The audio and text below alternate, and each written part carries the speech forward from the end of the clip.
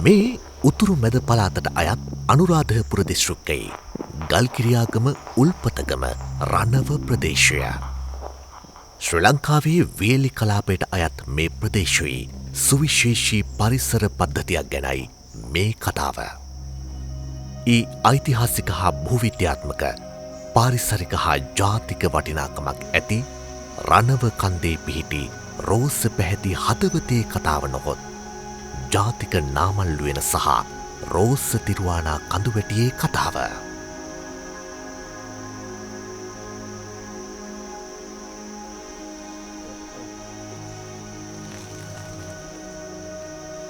මේ නිවර්තන මෝසම් දේශගුණික වර්ගයට අයත් කලාපයක පිහිටා තිබෙන ජාතික නාමල් උයනයි. මෙය ශ්‍රී ලංකාවේ විශාලතම නාවනාන්තරය ලෙස සැලකේ. අක්කර 2000ක පමණ භූමි ප්‍රමාණයක පැතිරී ඇති මෙය දකුණු ආසියාවේ විශාලතම රෝස පැහැති තිරුවානා කඳු වැටියටද නිවහන වේ. එනිසාම මේ නා උයන ශ්‍රී ලංකාවේ වැදගත්ම ඓතිහාසික භූ පුරාවිද්‍යාත්මක හා පාරිසරික සංචාරක ස්ථානවලින් එකකි.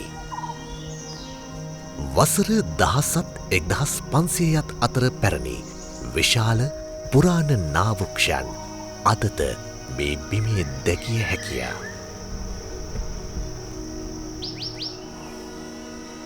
ඉංග්‍රීසි භාෂාවෙන් අයන් වුඩ් ලෙස හැඳින්වෙන මේ ශාකයේ උද්භිද විද්‍යාත්මක නාමය වන්නේ මෙසුවා ෆෙරේයා යන්නයි. ශෝරියා කුලයට අයත් අප රටට ආවේනික නාශාකය ලෙස හැඳින්වෙන බටුනා මේ නා උයනට එක් වී තිබේ.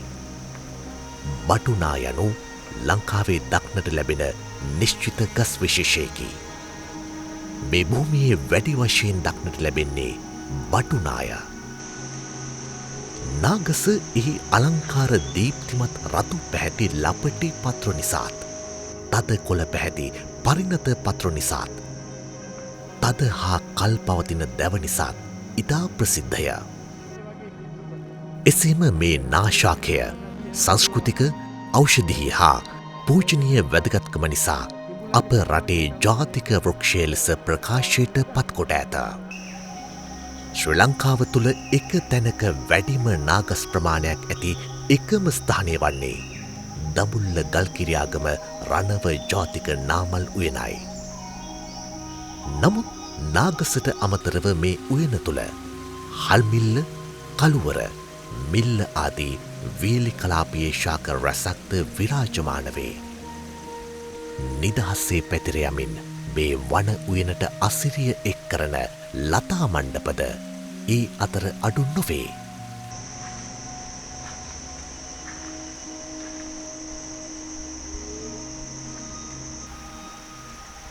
ජීව විද්‍යාත්මක පර්යේෂණවලට අනුව මේ උයනේ නිවර්තන ශාක විශේෂ 102ක් පමණ ඇති බව කියැවේ. ඉන් 72ක්ම ඖෂධීය පැලෑටි වේ. එම ඖෂධීය ශාක අතර අගිල්, අක්කපාන, කොහොඹ, නාගවල්ලි, නවහන්දි, හීරස්ස ආදී ඖෂධ පවතී.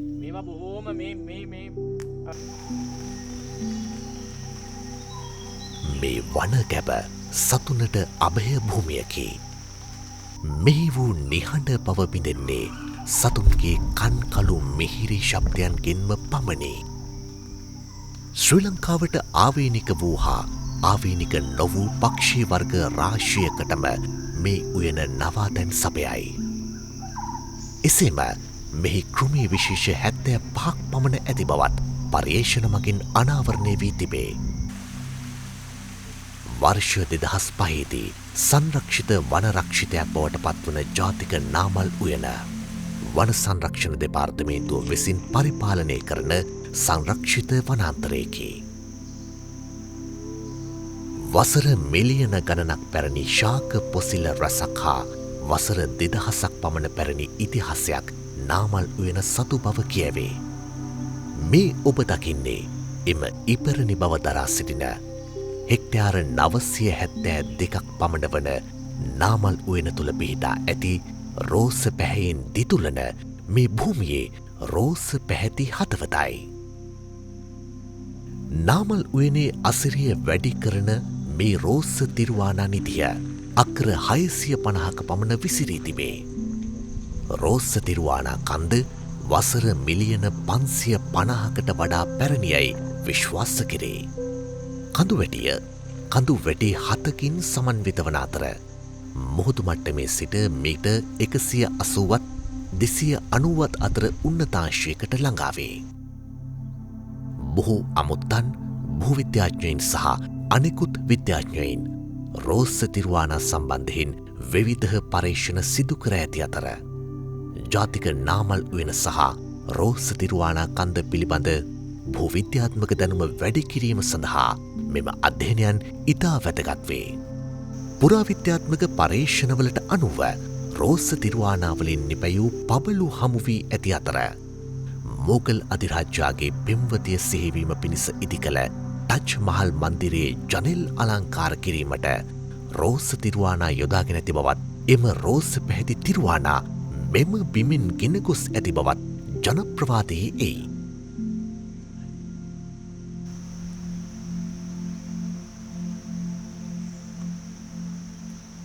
අප මුලින් පැවසූ පරිදි මේ පරිසර පද්ධතිය සුවිශේෂී පුරාවිද්‍යාත්මක වටිනාකමක්ද දරා සිටී.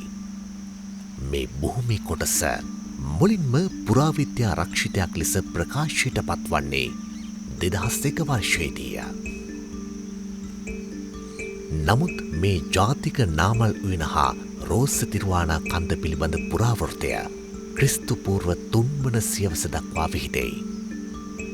අනුරාධපුර මුල් යුගයට අයත් පෞරාණික නටබුන් රැසක් පවතින මේ වන වැස්මෙහි බෝධීකරයක්, චෛත්‍යයක් හා ඉපරණි ගල් පඩිමෙන්ම ගල් කණු ආදිය දැකිය හැකිය. මෙම පුරාවිද්‍යාත්මක අවශේෂ පැතිර පවතින හෙක්ටයාර 24.1ක බිම් ප්‍රමාණයක් දැනට පුරාවිද්‍යා රක්ෂිතයක් ලෙස ප්‍රකාශයට පත්කොට තිබේ. මෙම ස්ථානයේ ඇති නටමුන් පිළිබඳ ඉතා කෙටියෙන් නමුත් මුල්වරට තොරතුරක් අනාවරණය කරනුයේ HCP බෙල්ගේ 1893 පුරාවිද්‍යා පාලන වාර්තාවලින්ය. මෙහි ආදී අනුරාධපුර අවධිය දක්වා විහිද යන පුරාවිද්‍යාත්මක සාධක සහිත ආරාම සංකීර්ණ ද්විත්වයක අවශේෂ දක්නට ලැබේ.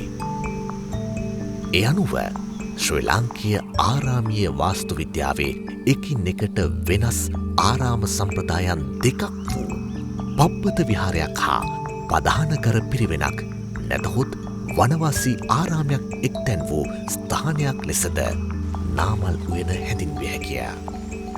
එසේම තත් භූමියෙහි වූ දර්ශනයට අනුගත වූ ලක්ෂණ මෙම නටඹුන් අනුසාරයෙන් හඳුනාගත හැකිවීමද විශේෂත්වයකි.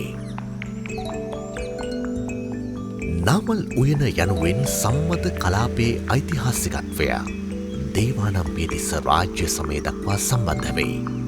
තත්කාලීනව විවිධ වැරදි සඳහා පුනරුත්ථාපනය කළ යුතු තැනැත්තන් පිටුවහල් කරනු ලැබූ තැනැත්තන් රඳවා තබා ගැනීමට මෙම ප්‍රදේශය භාවිතා කළ බවත් නාගස් රෝපණය එවැනි රැඳවියන්ට පැවරුණු කාර්යයක් වශයෙන් ඉටු වූ බවත් ප්‍රචලිතව පවතී.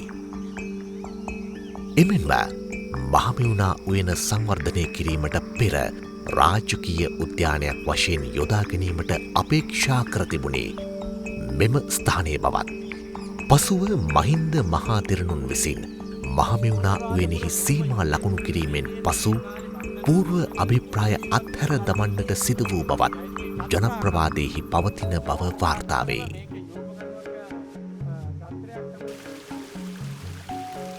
රෝස තිරුවානා කන්ද සහ යකඩ වනාන්තරයක් පමණක් නොවේ.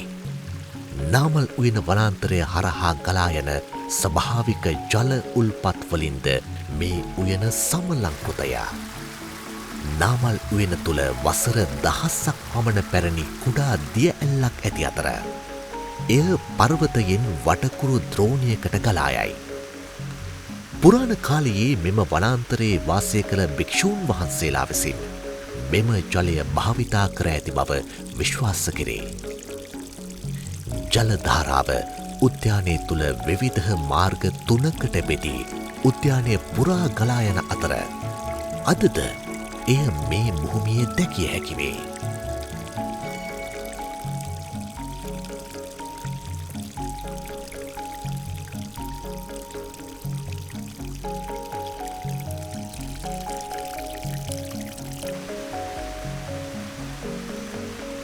වර්තමානයේ මෙම පාරිසරික හා පුරාවිද්‍යාත්මක උරුමස්ථානය ජාතික නාමල් උයන ලෙසින් ප්‍රචලිතව පවතින අතර එම නාමය හඳුන්වා දුන්නේ 1991 දී වනවාසී රාහුල හිමි විසිනි. අතීතයේදී මෙම වන ලැහැව එවකට ජනයා භාවිතා කර ඇත්තේ මී කැඩීම, දඩයම් කිරීම, දැව ලබා ගැනීම, ගස් කැපීම හා නිදන් හැරීම වැනි කාරණා සඳහාය. නමුත් රාහුල හිමියන් මුරගසක් උඩ තනන ලද පැලකට වී ජාතික තලයකට මෙම ස්ථානය රැගෙන ඒමට ගත් උත්සාහය අතිවිශිෂ්ටය. එය දැඩි අභියෝග පසු කරමින් පැමිණ ඇති නිර්මල ගමනකි. මේ භූමිය ජාතික නාමල් උයන බවට පත්කිරීමේදී විශ්වයේ සතුන්, සිව්පාවුන්, ගහකොළ පමණක් නොව වැස්ස, සුළඟ සහ මෙලොව වසනා සියලු දෙනා මෙන්ම මේ මහා ස්වභාව ධර්මයාද එක හෙලා උදව් කරන බව උන්වහන්සේ නිහතමානීව පිළිගනී. උන්වහන්සේගේ අප්‍රතිහත ධෛර්යය නොවන්නට මෙවන් වටිනා භූමියක් සමස්ත ලෝකයෙන්ම වසන් වන්නට ඉඩ තිබුණේ. ජාතික නාමල් උයන සහ රෝස තිරුවානා නිධිය යනු ජාතික උරුමයක් පමණක් නොවේ. එය පෘථිවියේ රෝස හදවතයි. එය නිවැරදි ලෙස කළමනාකරණය කිරීම අප සැමගේ උර මත පැට වූ යුතුකමකි. එය අපිම ආරක්ෂා කළ යුතු අනාගතයකි.